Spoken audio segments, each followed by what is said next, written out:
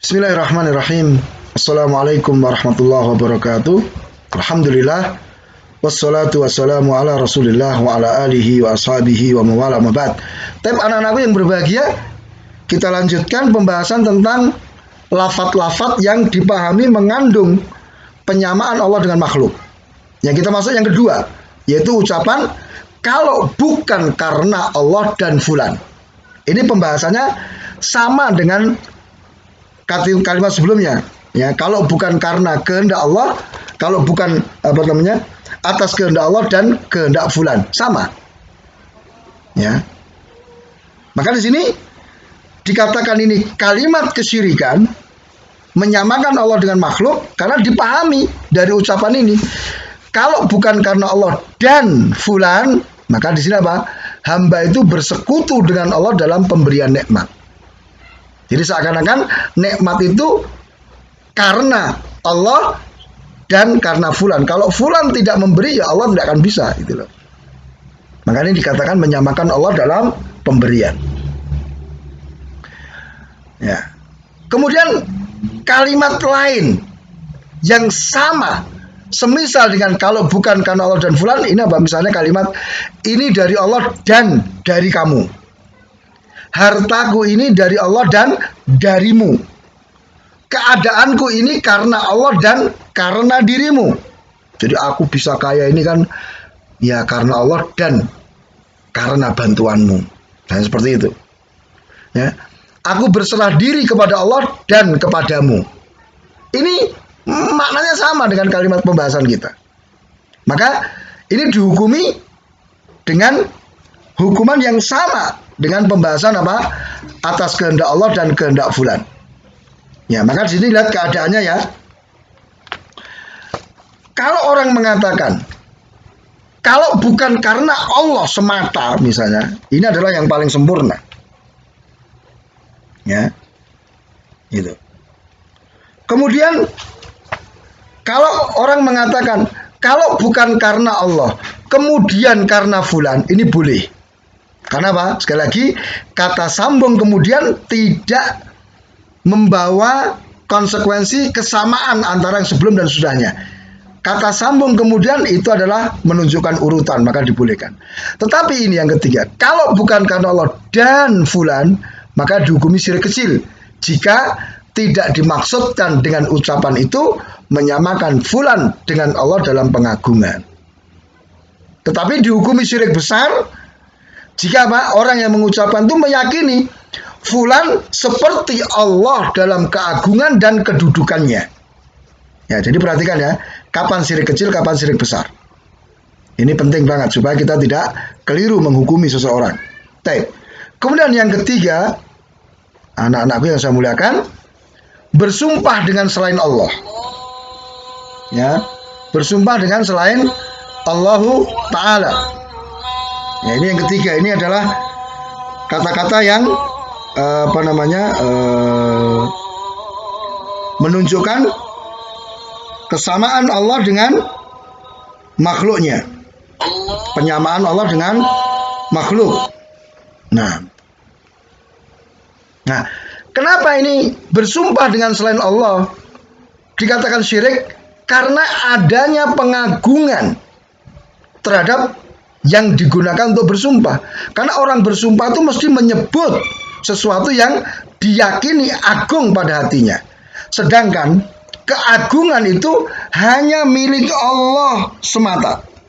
Hanya milik Allah semata. Nah, maka tidak boleh bersumpah dengan selain Allah. Nah, contohnya, contoh bersumpah dengan selain Allah, bersumpah dengan nenek moyang. Ya, demi nenek moyangku, demi bapakku, demi ibuku, demi mbahku misalnya. Kemudian bersumpah dengan nama berhala, demi Lata dan Uzza. Ya, bersumpah dengan amanah, demi amanah yang diberikan kepadaku. Ya. Dan juga ya, bersumpah dengan apa?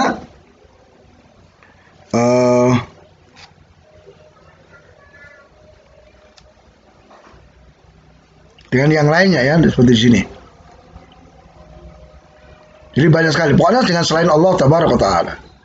Nah, kemudian bersumpah dengan selain Allah atau sebelumnya, di sini Rasulullah sudah sebutkan misalnya apa?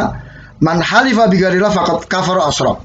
Barang siapa bersumpah dengan selain Allah, sungguh dia telah kufur atau telah berbuat syirik. Ya, juga Rasulullah mengatakan, innallaha yanhakum ayin antahlifu bi abaikum. Sesungguhnya Allah telah melarang kalian dari bersumpah dengan nenek moyang kalian, dengan bapak-bapak kalian. Maka barang siapa bersumpah, hanya bersumpah dengan Allah, kalau enggak, ya diem. Kemudian, man halifa bil amanati falaysa minna. Barang siapa bersumpah dengan amanah, maka dia tidak termasuk golongan kami. Ya. Man halifa faqala fi halfi billata wal uzza faqul la ilaha illallah. Barang siapa bersumpah, dia mengatakan sumpahnya demi Lata dan Uzza, maka hendaknya dia mengucapkan la ilaha illallah. Ya. Maka bersumpah dengan selain Allah hukumnya ada dua. Ada syirik kecil, ini hukum asalnya. Ya, syirik kecil selama dia tidak mengagungkan yang digunakan untuk bersumpah sama dengan pengagungan kepada Allah Ta'ala. Adapun dihukumi syirik besar jika pengagungan yang dia lakukan terhadap selain Allah tersebut sama dengan pengagungan terhadap Allah Ta'ala. Ini dihukumi syirik besar. Nah, maka orang yang bersumpah dengan selain Allah, maka kafarahnya, tebusannya, dia mengucapkan syahadat. Dia ucapkan asyhadu an la ilaha illallah wa asyhadu anna Muhammadan Rasulullah. Nah, kemudian yang berikutnya, memberi nama dengan nama yang dikhususkan oleh Allah untuk dirinya. Seperti Allah, Ar-Rabb, Ar-Rahman, Al-Khaliq. Ini nggak boleh. Ini termasuk penyamaan. Kalau orang menamakan orang lain dengan nama-nama ini, berarti dia menyamakan Allah dengan makhluk. Ya.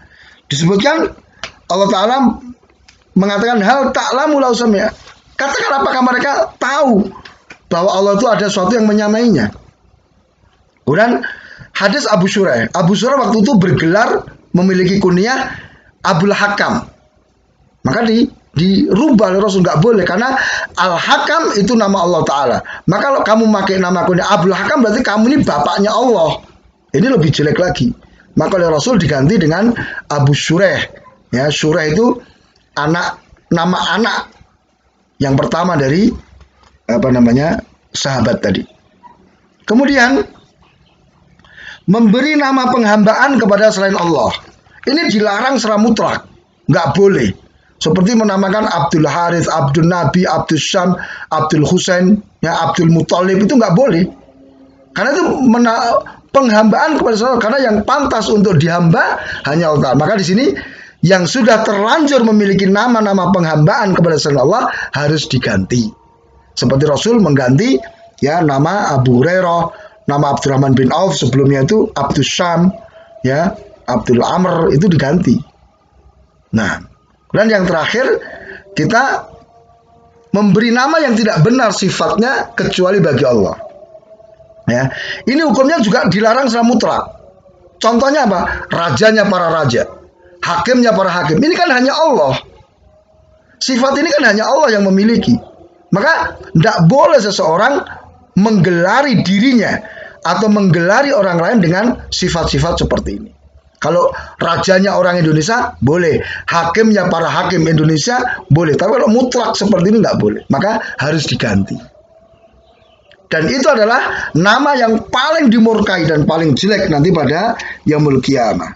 Ya, aghyadur rajuli 'ala Allah yaumul qiyamati wa ahbathu. Jadi orang yang memakai gelar raja di raja, hakimnya para hakim adalah orang yang paling dimurkai oleh Allah, orang yang paling hina nanti pada hari kiamat.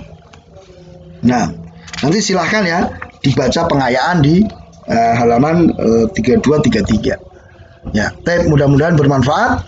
Ya, subhanakallahumma bihamdika asyhadu an la ilaha illa anta astaghfiruka wa atubu ilaik. Wassalamualaikum warahmatullahi wabarakatuh.